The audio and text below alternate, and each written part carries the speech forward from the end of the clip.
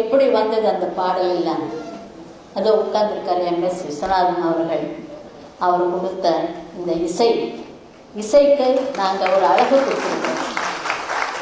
அவர் எப்படி யூஸ் பண்ணணுமோ, எங்கள் வாய்ஸஸ் எப்படி இருந்தால் நல்லா இருக்கும் அப்படின்னு நினச்சி டியூன் போட்டு.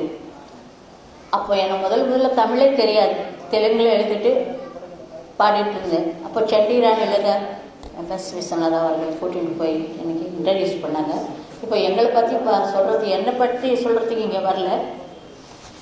டிஎம்எஸ் அவர்கள் ஒவ்வொரு பாட்டும் அவர் சொந்தமாக நினைச்சு பாடியிருக்காரு.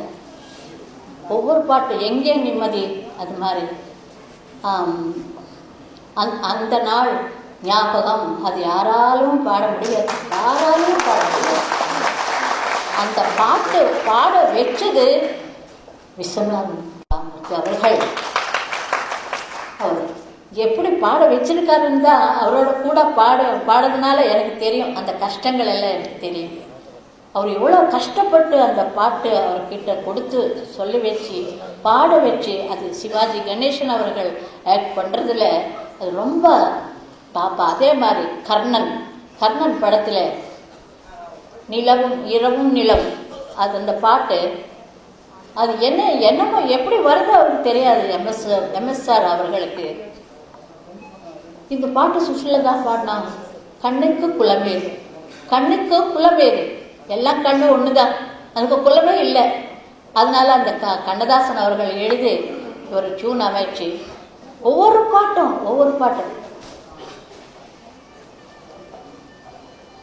போதுமோ இந்த இடம், அது மாதிரி ஒரு தமாஷான ஒரு பாட்டு. அதே மாதிரி எந்த பாட்டு எடுத்தாலும் அதுக்கு ஒரு மீனிங். அது சடனாக பேச சொல்லிட்டாங்க, அது நான் ப்ரிப்பேர் பண்ணி வரல. ப்ரிப்பேர் பண்ணாத வந்தால் தான் நல்ல வார்த்தைகள் எல்லாம் வரும் நான் நினைக்கிறேன். ஒரு டிஎம்எஸ், ஒரு சுஷீலா, அவ்வளோதான் இசையில். அதுக்கு கொடுத்தது அப்புறம்தான், அவர் கொடுத்தது நாங்கள் பாடியாச்சு. இது எத்தனை ஆண்டுகள் ஆனாலும் இது அழியாது.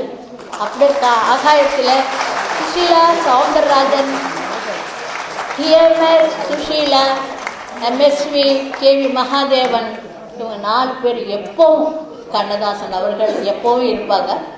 அது மாதிரி இந்த மாதிரி ரொம்ப இது எதுக்கு கடவுள் கொடுத்தா வரோன்னு நினைக்கிறேன்.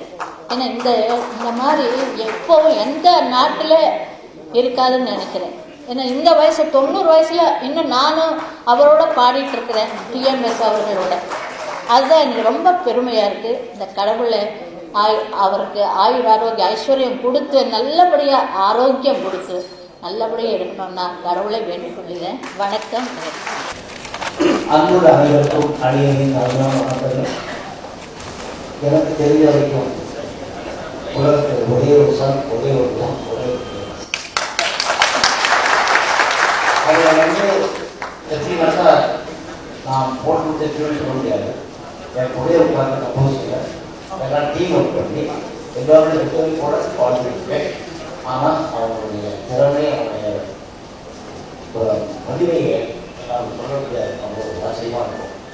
அதெல்லாம் டீம் ஒர்க்காக உட்காந்து போது அனைவரும் பயிற்சி டீமஸ் நல்லா இருக்கணும்ட்டு ஒரு நிமிஷம் கடவுளை வேண்டுங்க. அதுக்காக தான் தேவை.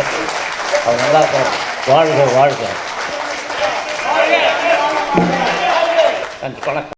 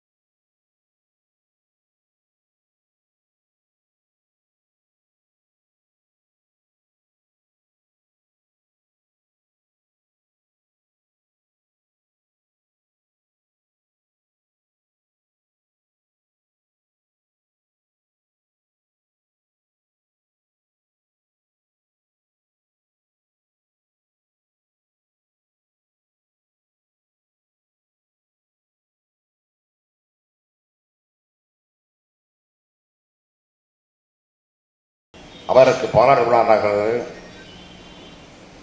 நான் போய் பாராட்ட முடியவில்லை என்றால் கூட அந்த பாராட்டு விழாவை கலந்து கொள்ள வேண்டும், கலந்து கொள்ள வேண்டும், மகிழ்ச்சியை பகிர்ந்து கொள்ள வேண்டும் என்ற அவரோடு தான் உடல்நிலையை பொருட்படுத்தாது இங்கே வந்து இருந்திருக்கிறேன். டி.எம். சௌந்தரராஜன் அவர்கள் ஒரு சகாப்தம்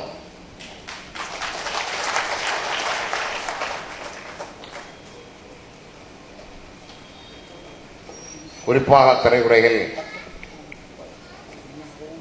எம்.கே. தியாகராஜனுக்கு பிறகு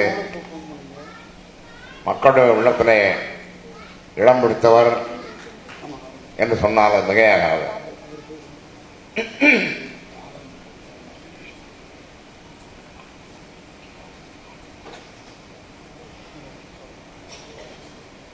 இன்னும் சொல்ல போனா நானே ஒரு பாடகன் உங்களுக்கு தெரியுதுன்னு நினைக்கிறேன். முதல்ல நான் பிள்ளைவகத்தான் பாடினேன். மாணவ தேட்டருக்கு நடிக்கிறதுக்காக வந்து போயிருந்தேன். நாடகத்துறையை பார்த்துவிட்டு என்னை படத்துக்கு புக் பண்ணி கொண்டு போய் விட்டாங்க. நான் சின்ன பையன், நாடகத்தை மீசையெல்லாம் வச்சு பெரிய மாதிரி என்னை பார்த்து டிஆர்எஸ் இங்கே போனோன்னா என்னை பார்த்து சிரிச்சாரு. இவ்வளோ தூரம் முடி இருக்கும், கருக்கெல்லாம் இருக்கும், என்ன பொண்ணு மாதிரி இருக்கானே,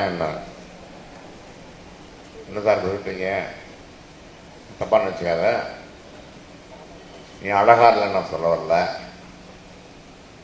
நல்லா பேசலான்னு சொல்ல வரல, உனக்கு வயசு போகல, உன் கூட ஆய்வு பண்ண போகிறது யுவார்ஜியோ இருக்கும், தம்பி மாதிரி இருப்ப சார். நான் பாட்டு கூட பாடுவேன் சார், நாடகத்தில் நான் பாடுவேன், பாட்டுக்கார சொன்னதான் ஒரு ஜி ராமன் அவர் எங்கள் நாடக கம்பெனியில் அருமன் அவர் டிகேஎஸ் நாடக கம்பெனியில் அவர் டைரக்டர் சொன்னேன். முதல்ல நான் பாட்டு தான் பாடினேன், டூயிட் பாட்டு.